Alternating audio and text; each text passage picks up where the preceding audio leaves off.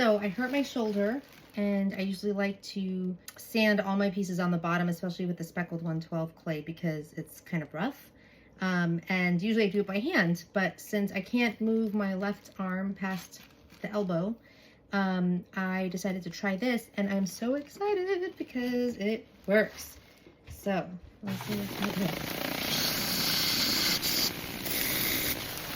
So smooth. Yay.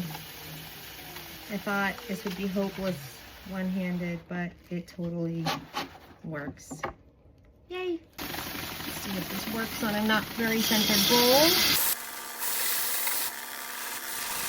Works. Not perfect, but so much better than before.